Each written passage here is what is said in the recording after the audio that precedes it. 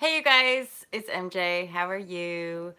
I want to talk today about the paradigm shift and the new perspective and what it means or what it looks like, possibly. And I mean, a paradigm shift really just is like taking one set of beliefs and then restructuring those beliefs. So we've heard it all before, haven't we?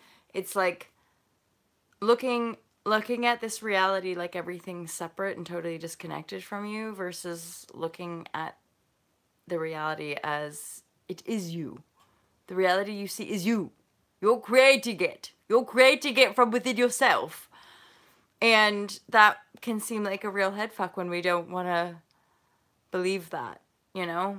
So the paradigm shift is ultimately that. It's a shift of perspective from an illusion of separation to an illusion of oneness, ultimately, because everything we see is ultimately an illusion. This is why we live in a paradoxical universe or reality, is that we're the infinite spatial void as well as all matter and all light of creation. You know, we are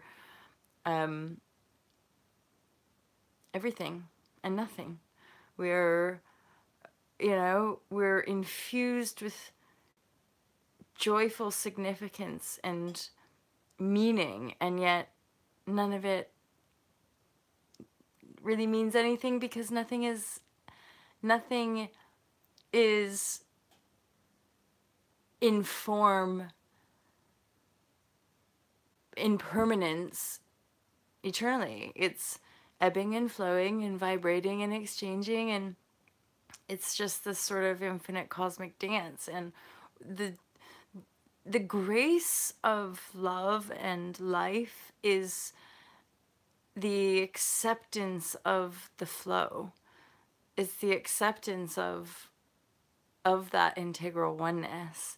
And merging with that is ultimately or inevitably the part of the outcome of paradigm shift. Once you've reworked enough of your beliefs to your connectivity with the infinite source that you are, you can then live that infinite source that you are. It's visceral. This is the thing of like being a seeker, having awakenings and then being a seeker for 15, 16 years. And only in the last couple years, 2.5 or so years, there's been a visceral, tangible shift in the way I feel in my physicality because of a leap that I, this awareness, right? So you take that leap, it's like, whoa, but it's more fun and exciting than life, than you ever imagine life being, because you're so supported. You know, it's like there's an expression, I believe, that the universe rewards risk. I don't know if I just made that up or not, but that's what I think sometimes. It's like you kind of have to go big, you have to take a risk, you have to be able to frighten yourself, step out of your comfort zone to know how safe you are. To know how safe you are in the arms of the divine. And here's the thing, if you're riddled with fear and you don't want to change and you still want to believe that like the world is separate from you or the world owes you something or whatever, that's what you're going to continue to create. That's like the weirdest thing about all this shit. Why the more of us expanding into that unified field, why we're being forced to learn these lessons of letting go, of not, because every individual is divine, is truly connected to source. And so within those connections to source, if that person's connection to source is a little bit far away or a little bit out of alignment, then it's almost like they're looking for their source in you and then they want to control and manipulate you. But that's again a limited form of manifestation. It's like, and it can potentially kind of twist people up and hurt people as well, right? Control, manipulation, and domination is always coming from fear and limitation. So no matter what, we will tend to kind of hurt people versus doing this stuff, which yes, we trigger one another, and yes, we do reflect back shadow aspects of self to one another. But when you're held in divine love from within yourself, then that's all you have to do is sit with yourself and sit with your emotions. And that's the biggest leap with all of this stuff, for this paradigm shift, is that it's fucking simple. We just have to feel our emotions. I'm just amazed at how people just don't want to do that. They would rather say, yeah, but I've got all these obligations. Yeah, and you're choosing that. Oh, yeah, but life is hard and it's kind of confusing. Yeah, and you're choosing that. Oh, well, people just don't yeah, you're choosing that. That's the thing. That's the fucking bullshit of it all. Like this last year, I've had so many brutal lessons about romantic loving relationships and people. You know, about shades. And it's been beautiful learning.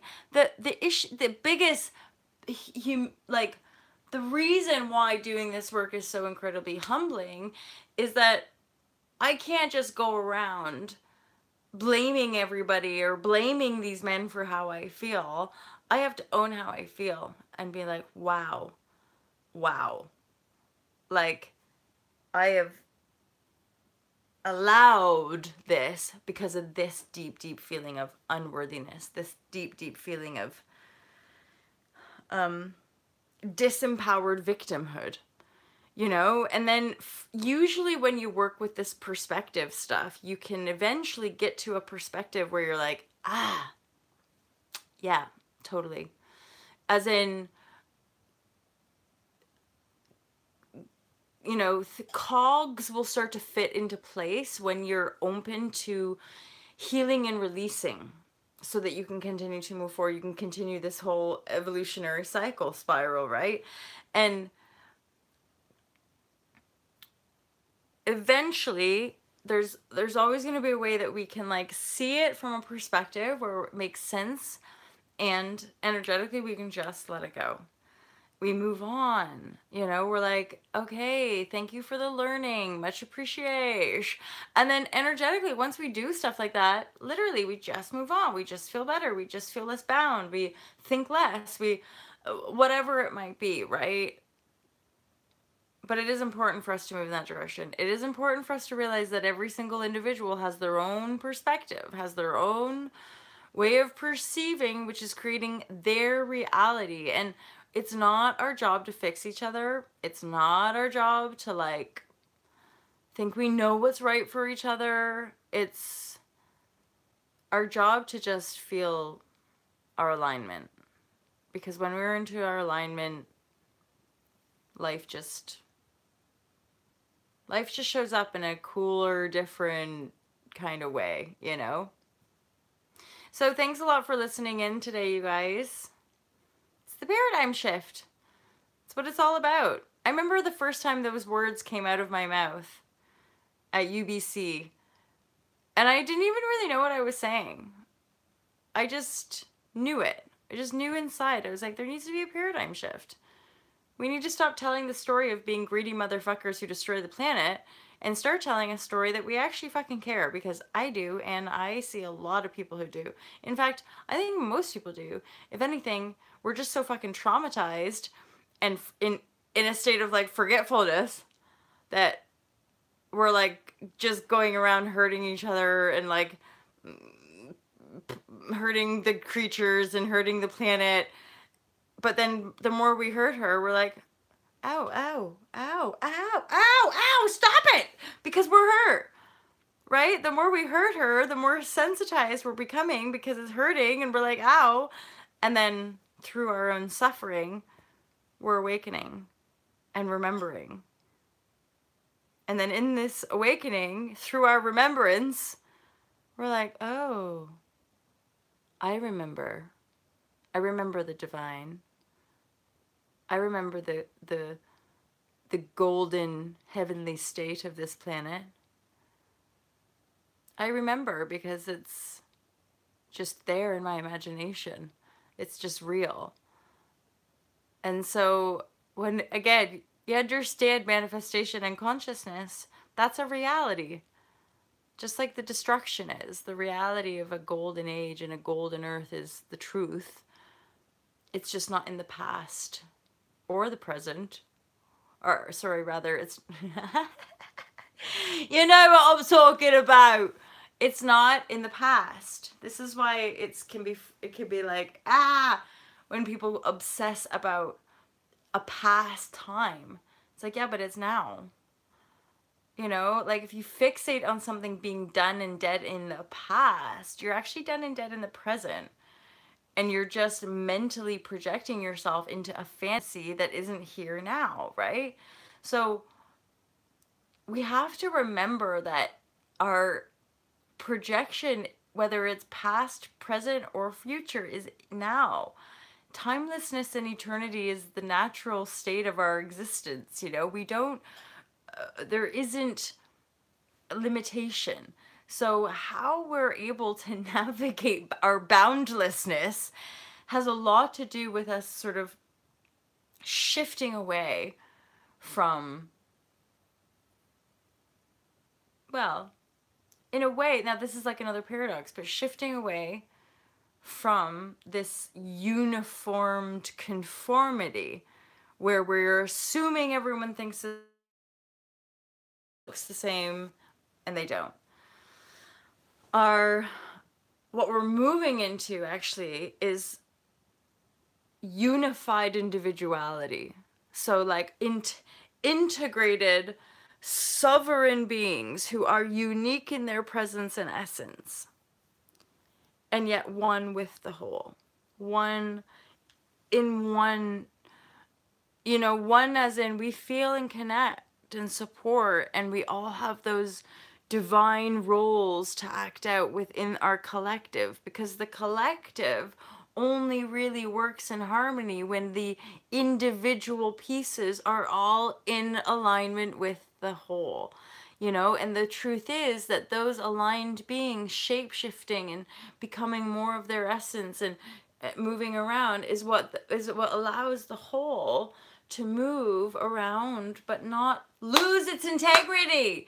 As soon as one of those people in that hole starts to be like, whatever guys, screw you, and they break free, then the integrity of the whole is lost. So as a planet, as a globe, as a humanity, at some point we lost our integrity, we lost our connection, and maybe we lost it on purpose to see what that would be like. And now we're like, we have to find it again. Shit.